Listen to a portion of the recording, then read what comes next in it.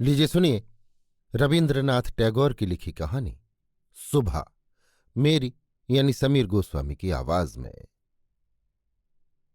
लड़की का नाम जब सुभाषिणी रखा गया था तब कौन जानता था कि वो गूंगी होगी। इसके पहले उसकी दो बड़ी बहनों को सुकेशनी और सुहासनी नाम दिए गए हैं। इसी से काफिया मिलाने की गरज से उसके बाप ने छोटी लड़की का नाम रख दिया सुभाषिणी। अब उसे संक्षेप में सब सुभा कहते हैं। काफी खोज और खर्च के साथ दोनों बड़ी लड़कियों का ब्याह हो चुका है। अब छोटी लड़की सुभा माँ बाप के खामोश हृदय के बोझ की तरह घर की रौनक बढ़ा रही है। जो बोलती नहीं वो सब कुछ महसूस करती है। ये बात सबकी समझ में नहीं आती और इसी से सुभा के सामने ही सब उसके भविष्य के बारे में तरह तरह की चिंता फिक्र की बातें किया करते हैं। इस बात को वो बचपन ही से समझ चुकी है कि वो विधाता की बद्दुआ के तौर पर अपने बाप के घर आकर पैदा हुई है। इसका नतीजा ये हुआ कि वो हमेशा अपने को सबकी निगाह से बचाए रखने की कोशिश करती रहती। वो मन ही मन सोचा करती कि उसे सब भूल जाए तो अच्छा, पर जहां दर्द है उस जगह को क्या कोई कभी भूल सकता है। माँ बाप के मन में वो हर वक्त दर्द की तरह जीती जागती बनी ही रहती। खासकर उसकी माँ उसे अपनी ही एक कसर या गलती समझती हैं, क्योंकि हर एक माँ लड़के की बनिस्बत लड़की को कहीं ज्यादा अपने हिस्से के रूप में देखती है और लड़की में कोई कमी होने पर वे उसे अपने लिए मानो खास तौर से शर्म का सबब मानती हैं। सुभा के पिता वाणीकंठ तो बल्कि सुभा को अपनी और लड़कियों की बनस्बत कुछ ज्यादा प्यार करते हैं, पर माँ उसे अपने गर्भ का कलंक जानकर उससे बड़ी उदास सी रहती है। सुभा के बोलने की जबान नहीं है, पर उसके लंबी लंबी पलकों शुदा बड़ी बड़ी दो काली आंखें जरूर हैं, और उसके ओंठ तो मन के भाव के जरा से इशारे पर कोमल नए चीकने पत्ते की तरह कांप कांप उठते हैं। बातों से हम जो अपने मन के भाव जाहिर करते हैं उसको हमें बहुत कुछ अपनी कोशिश से गढ़ लेना पड़ता है, कुछ कुछ तर्जुमा करने के समान ही समझिए, और वो हर वक्त ठीक भी नहीं होता। शक्ति की कमी से अक्सर उसमें भूल भी हो जाती है, लेकिन काली आंखों को कभी कुछ भी तर्जुमा नहीं करना पड़ता। मन अपने आप ही उन पर छाया डालता रहता है। मन के भाव अपने आप ही उस छाया में कभी फैलते और कभी सिकुड़ते रहते हैं। कभी ये आंखें चमक चमक कर जलने लगती हैं तो कभी उदास होकर बुझ सी जाती हैं। कभी डूबते हुए चांद की तरह टकटकी लगाए न जाने क्या देखती रहती हैं, तो कभी चंचल बिजली की तरह ऊपर नीचे इधर उधर चारों तरफ बड़ी तेजी से छिटकने लगती हैं। और खासकर मुंह के भाव के सिवा जिसके पास जन्म से ही और कोई भाषा नहीं, उसकी आंखों की भाषा तो बेहद उदार और अथाह गहरी होती है, करीब करीब साफ सुथरे नीले आकाश के समान। उन आंखों को तो उदय से लेकर अस्त तक, सुबह से लेकर शाम तक और शाम से लेकर सुबह तक छायालोक की खामोश रंगभूमि ही समझना चाहिए। इस बगैर बोली की लड़की में विशाल प्रकृति की तरह एक जनहीन बड़प्पन है। यही वजह है कि साधारण लड़के लड़कियां सबको उसका एक तरह का डर सा बना रहता। उसके साथ कोई नहीं खेलता। वो सुनसान दोपहरी की तरह खामोश और बगैर साथी के अकेली ही बनी रहती। गांव का नाम है चंडीपुर। उसके बगल से बहने वाली नदी बंगाल की एक छोटी सी नदी है, गृहस्थ के घर की छोटी लड़की के समान। बहुत दूर तक उसका फैलाव नहीं है, उसके जरा भी आलस नहीं। वो अपनी छरहरी देह लिए अपने दोनों किनारों की रक्षा करती हुई अपना काम किए जाती है। दोनों किनारों के गांवों के सब लोगों के साथ मानो उसका एक न एक संबंध हो गया है। दोनों तरफ गांव हैं और पेड़ों की छायादार ऊंचे किनारे, जिनके नीचे से गांव की लक्ष्मी स्रोत स्वनी नदी अपने आप को भूलकर जल्दी जल्दी कदम बढ़ाती हुई बहुत ही प्रसन्न चित्त से खूब खुशी खुशी अपने बेशुमार अच्छे कामों के लिए बहती चली जा रही है। वाणीकंठ का घर नदी के ऐन किनारे पर है। उसकी खपच्चियों का बेड़ा, ऊंचा छप्पर, ग्वाल घर, भुस की गड्डियों का ढेर, आम कटहर और केलों का बगीचा हर एक नाव वाले की नजर अपनी तरफ खींचा करता है। ऐसे घर में आसानी से चलने वाली ऐसी सुख की गृहस्थी में उस गूंगी लड़की पर किसी की नजर भी पड़ती है या नहीं, मालूम नहीं, पर कामकाज से ज्यों ही उसे जरा फुर्सत मिलती त्यों ही चट से वो उस नदी के किनारे जा बैठती। प्रकृति मानो उसकी भाषा की कमी पूरी कर देती है, कुदरत मानो उसकी तरफ से खुद बोल उठती है। नदी की कलकल आवाज, लोगों का शोरगुल, मल्लाहों का गाना, चिड़ियों का चुहचुहाना, पेड़ों की मरमराहट, सब कुछ चारों तरफ की चलने फिरने की हलचल के कंपन के साथ एक होकर समुद्र की तरंगों की तरह उस लड़की के हमेशा खामोश मन के किनारे तक बिल्कुल पास आकर टूट टूट पड़ता है। प्रकृति की ये तरह तरह की आवाजें और अजीब अजीब चालें, ये भी तो गूंगी की ही भाषा है। बड़ी बड़ी आंखों और उससे भी बड़ी पलकों वाली सुबह की भाषा का ही मानो वो सारी दुनिया में फैला हुआ एक विस्तार है, जिसमें झींगरों की झनकार से गूंजती हुई हरी हरी दूबशुदा जमीन से लेकर शब्दातीत नक्षत्र लोक तक केवल इंगित, संगीत और भंगिमा, सिर्फ इशारे, हाव भाव, रोना बिलखना, लंबी सांसें, गीत और संगीत ही भरा पड़ा है। और दोपहर को जब माझी और मल्लाह खाने के लिए घर जाते, गृहस्थ और पक्षी आराम करते, पार उतारने वाली नावें बंद रहती, इंसान से भरी दुनिया अपने सारे कामकाजों के बीच में अचानक रुककर बगैर आदमी के सुनसान होकर डरावनी शक्ल अख्तियार करती, तब भयंकर रुद्र महाकाश के नीचे सिर्फ एक गूंगी प्रकृति और एक गूंगी लड़की दोनों आमने सामने चुपचाप बैठी रहती, एक दूर तक फैली हुई धूप में और दूसरी छोटे से पेड़ की छाया में। सुबह की खास सहेली कोई है ही नहीं, सो बात नहीं। ग्वाल घर में 2 गायें हैं, एक का नाम है सरबती और दूसरी का पार्वती। ये नाम सुबह के मुंह से उन गायों ने कभी नहीं सुने, पर उसके पैरों की आहट को वे खूब पहचानती हैं। सुबह का बिन बातों का एक ऐसा खामोश करुण स्वर है जिसका मतलब वे बोली की बनिस्बत ज्यादा आसानी से समझ जाती हैं। सुबह कभी उन पर लाड़ करती है, कभी डांटती है और कभी आरजू का भाव दिखाकर उन्हें मना भी लेती है। इन बातों को उसकी सारो और पारो इंसान से कहीं ज्यादा और अच्छी तरह समझ जाती हैं। सुबह ग्वालघर में घुसकर अपनी दोनों बाहों से जब सारो की गर्दन पकड़कर उसके कान के पास अपनी कनपट्टी रगड़ती, तब पारो प्यार की निगाह से उसकी तरफ देखती हुई उसकी देह चाटने लगती। सुबह दिन भर में कम से कम 3 बार तो नियम से ग्वालघर में जाया करती, इसके सिवा अनियमित आना जाना भी बना रहता। घर में जिस दिन वो कोई कड़ी बात सुनती, उस दिन उसका वक्त अपनी गूंगी सखियों के पास ही बीतता। सुबह की बर्दाश्त करने वाली और रंज से खामोश चितवन को देखकर न जाने कैसी एक अंदाज करने वाली अंधी अंदरूनी ताकत से वे उसके मन की बात और दर्द को समझ जाती और उसकी देह से सटकर धीरे धीरे उसकी बाहों पर सींग घिस घिस कर अपनी खामोश व्याकुलता से उसे तसल्ली देने की कोशिश करती। इसके सिवा बकरी और बिल्ली का बच्चा भी था। उनके साथ सुबह की ऐसी बराबरी की मित्रता तो नहीं थी, फिर भी वे उससे मोहब्बत रखते और उसके माफिक चलते। बिल्ली का बच्चा चाहे दिन हो या रात, जब तब सुबह की गर्म गोद पर बिना किसी संकोच के अपना हक जमा लेता और सुख की नींद सोने की तैयारी करता। और सुबह जब उसकी गर्दन और पीठ पर अपनी कोमल उंगलियां फेर देती, तब तो वो भीतर से ऐसा भाव जाहिर करने लगता कि जैसे उससे उसकी नींद में खास मदद मिल रही हो।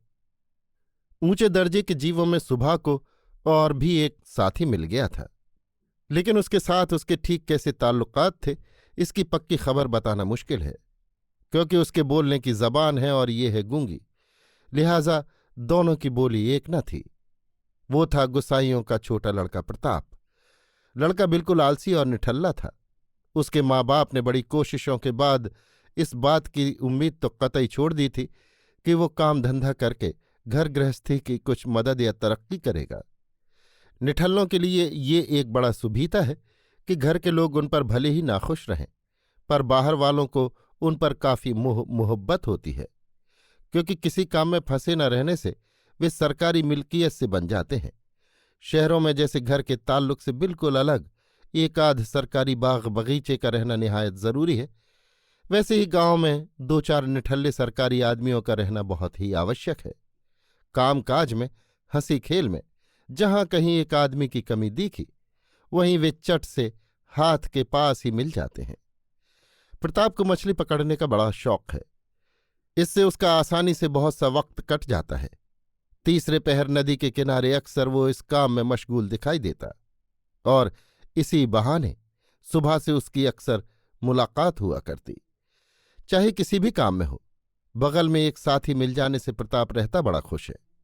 मछली पकड़ते समय खामोश साथी ही सबसे अच्छा समझा जाता है। इसलिए प्रताप सुबह की खूबी जानता और कदर करता है। यही वजह है कि और सब तो सुबह को सुबह कहते हैं और प्रताप जरा और भी उसमें प्यार मिलाकर सुबह को सू कहकर पुकारता। सुबह इमली के पेड़ के नीचे बैठी रहती और प्रताप पास ही जमीन पर बैठा हुआ पानी में कांटा डालकर उसी की तरफ देखता रहता।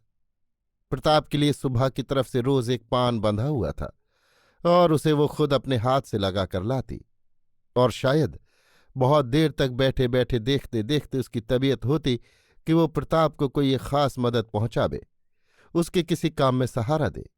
उसके ऐसा जी में आता कि वो किसी तरह जता दे कि इस दुनिया में वो भी एक कम जरूरी चीज नहीं, पर उसके पास ना तो कुछ करने को था और न कुछ वो कर ही सकती थी। तब वो विधाता से ऐसी दुआ मांगती कि किसी जादू मंतर से चट से उसे कोई ऐसी ताकत या चीज मिल जाए कि जिसे दिखाकर प्रताप को वो दंग कर दे, और फिर वो भी कहने लगे, अच्छा सू में ये करामात, मुझे क्या मालूम था। मान लो सुबह अगर जल कुमारी होती और धीरे धीरे पानी में से निकलकर सांप के माथे की मणि घाट पर रख जाती, प्रताप अपने इस तुच्छ काम को छोड़कर उस मणि को लेकर पानी में डुबकी लगाता और पाताल में जाकर देखता कि चांदी के महल में सोने के पलंग पर वो कौन बैठी है। अचंभे से मुंह बाकर कहता, अरे ये तो अपने वाणीकंठ के घर की वही गूंगी लड़की है, सू, मेरी सू। आज वो मणियों से जगमगाती हुई गंभीर निस्तब्ध पातालपुरी की इकलौती राजकुमारी बनी बैठी है। तो क्या ये बात हो ही नहीं सकती? क्या ये बिल्कुल ही नामुमकिन बात है? असल में कुछ भी नामुमकिन नहीं। फिर भी सू बगैर रियाया की पातालपुरी के राजघराने में पैदा न होकर वाणीकंठ के घर जन्मी है, और इसलिए वो आज गुसाइयों के घर के लड़के प्रताप को किसी भी तरह ताज्जुब में नहीं डाल सकती। सुबह की उम्र आए दिन बढ़ती ही जा रही है। धीरे धीरे मानो वो अपने आप में कुछ महसूस कर रही है, मानो किसी एक पूनों के दिन किसी समुद्र से एक ज्वार सी आकर उसकी रूह को वो किसी एक नई और ना कहीं जाने वाली जिंदा दिली से भर भर देती है। अब मानो वो अपने आप को देख रही है, कुछ सोच रही है, कुछ पूछ रही है, पर समझ कुछ नहीं पाती। पूनों की गहरी रात में उसने एक दिन धीरे से अपने कमरे की खिड़की खोलकर डरते डरते मुंह निकालकर बाहर की ओर देखा कि पूर्णिमा प्रकृति भी उसी की तरह लेटी हुई दुनिया के ऊपर अकेली पड़ी जाग रही है। वो भी यौवन के रहस्य से, आनंद से, खुशी से, उदासी से, असीम निर्जनता के बिल्कुल आखिरी हद तक, यहां तक कि उसे भी पार करके चुपचाप स्थिर खड़ी है। एक लफ्ज भी उसके मुंह से नहीं निकल रहा है। मानो स्थिर निस्तब्ध प्रकृति के एक किनारे पर उससे भी स्थिर और निस्तब्ध एक भोली बालिका खड़ी है। इधर लड़की की शादी की फिक्र में माँ बाप बहुत ही व्याकुल हो उठे हैं और गांव के लोग भी जहां तहां बुराई कर रहे हैं। यहां तक कि जाति से निकाल दिए जाने की भी अफवाह उड़ रही है। वाणीकंठ की वैसे हालत अच्छी है, खाते पीते आराम से हैं और इसीलिए उनके दुश्मनों की भी कमी नहीं। स्त्री पुरुषों में इस बात पर बहुत कुछ सलाह मशविरा हुआ। कुछ दिनों के लिए वाणीकंठ गांव से बाहर परदेश चले गए। अंत में एक दिन वापस आकर स्त्री से बोले, चलो कलकत्ते चले। कलकत्ते जाने की तैयारियां होने लगीं। कोहरे से ढके हुए सुबह की तरह सुबह का सारा हृदय आंसुओं की भाप से ऊपर तक भर आया। एक अज्ञात दहशत के मारे वो कुछ दिनों से बेजबान मूक जानवर की तरह लगातार अपने माँ बाप के साथ साथ रहती और अपनी बड़ी बड़ी आंखों से उनके मुंह की ओर ताक कर मानो वो कुछ समझने की कोशिश किया करती, पर वे कोई भी बात समझाकर उसे बताते ही न थे। इसी बीच में एक दिन तीसरे पहर घाट के किनारे मछली पकड़ने की धुन में लगे हुए प्रताप ने हंसते हंसते पूछा, क्यों रिसु, मैंने सुना है कि तेरे लिए दूल्हा मिल गया है, तू ब्याह करने कलकत्ता जा रही है। देखना कहीं हम लोगों को भूल न जाना। कहकर वो पानी की तरफ देखने लगा। तीर से बिंधी हुई हरणी जैसे शिकारी की ओर ताकती और आंखों ही आंखों में कहती रहती है, मैंने तुम्हारा क्या बिगाड़ा था। सुबह ने भी लगभग वैसे ही प्रताप की ओर देखा। उस दिन वो पेड़ के नीचे नहीं बैठी। वाणीकंठ बिस्तर से उठकर बैठे तमाकू पी रहे थे। सुबह उनके पैरों के पास बैठकर उनके मुंह की तरफ ताकती हुई रोने लगी। अंत में लड़की को ढांढस और तसल्ली देते हुए बाप के सूखे गालों पर आंसू की 2 बूंदें ढलक पड़ी। कल कलकत्ते रवाना होने की साइत है। सुबह ग्वालघर में अपनी सहेलियों से विदा लेने आई है। उन्हें अपने हाथों से खिलाकर गले में बांह डालकर दोनों आंखों से खूब जी भर के बातचीत करने लगी। उसकी दोनों आंखों से टप टप आंसू गिरने लगे। उस दिन उजाले पाख की 10वीं की रात थी। सुबह अपनी कोठरी में से निकलकर अपने उसी हमेशा के जाने पहचाने हुए नदी किनारे के कच्चे घाट के पास घास पर औंधी लौट गई। मानो वो अपनी और अपने सरीखी तमाम गूंगी मानव जाति की धरती माता से अपनी दोनों बाहों से लिपट कर कहना चाहती है, तू मुझे कहीं मत जाने दे मां। मेरी तरह तू भी मुझे अपनी बाहों से पकड़े रख, कहीं मत जाने दे। कलकत्ते के एक किराए के मकान में एक दिन सुबह की मां ने सुबह को पहरा उड़ाकर खूब अच्छी तरह सजा दिया, कसकर बाल बांध दिए, जूड़े में जरी का फीता लपेट दिया, गहनों से लाद कर उसकी कुदरती खूबसूरती को भरसक मिटा दिया। सुबह की दोनों आंखों से आंसू बह रहे थे। आंखें कहीं सूज न जाएं, इस ख्याल से मां ने उसे बहुत समझाया बुझाया और आखिर में फटकारा भी, पर आंसुओं ने फटकार की कुछ भी परवाह न की। उसी दिन कई मित्रों के साथ वर स्वयं कन्या देखने आया। लड़की के माँ बाप चिंतित शंकित और घबरा से उठे, मानो देवता खुद अपनी बलि के पशु को पसंद करने आए हों। भीतर से काफी डांट फटकार बताकर लड़की के आंसुओं की धारा को और भी तेज करके उसे इम्तिहान लेने वालों के सामने भेज दिया गया। परीक्षकों ने बहुत देर तक देखभाल करके कहा, ऐसी बुरी तो नहीं है। खासकर बालिका का रोना देखकर वे समझ गए कि इसके हृदय है और उसमें दर्द भी, और हिसाब लगाकर देखा कि जो हृदय आज माँ बाप के बिछोह की बात सोचकर इस तरह रो बिलख रहा है, आखिर कल वो उन्हीं के काम आएगा। सीप के मोती की तरह बालिका के आंसुओं की बूंदें खुद उसी की कीमत बढ़ाने लगी। उसकी तरफ से और किसी को कुछ कहना ही नहीं पड़ा। पत्र देखकर खूब अच्छे मुहूर्त में सुबह का ब्याह हो गया। गूंगी लड़की को दूसरे के हाथ में सौंपकर माँ बाप अपने गांव लौट आए, और तब कहीं उनकी जाति और परलोक की रक्षा हुई। सुबह का दूल्हा पछाड़ की तरफ नौकरी करता है। ब्याह के बाद जल्द ही वो स्त्री को लेकर अपनी नौकरी पर चला गया। 1 हफ्ते के अंदर ससुराल के सब कोई समझ गए कि नई बहू गूंगी है, पर किसी ने ये न समझा कि इसमें बहू का कोई कसूर नहीं। उसने खुद किसी को कोई धोखा नहीं दिया। उसकी दोनों आंखों ने सभी बातें कह दी थी, लेकिन कोई उन्हें समझ नहीं सका। अब वो चारों तरफ देखती रहती है, उसे अपने मन की बात कहने की भाषा नहीं मिलती। जो गूंगे की भाषा समझते थे, उसके जन्म से जाने पहचाने वे चेहरे यहां उसे नहीं दिखाई देते। इससे बेचारी भोली भाली बालिका के गूंगे हृदय के भीतर ऐसा रोना शुरू हो गया जो ना तो साफ जाहिर होता था, न उसकी कोई हद ही थी। अंतर्यामी के सिवा और कोई भी उसे सुन ही न सका। अब की बार उसके पति आंखों और कानों से अच्छी तरह ठोंक बजाकर एक बोलने वाली लड़की को ब्याह लाए।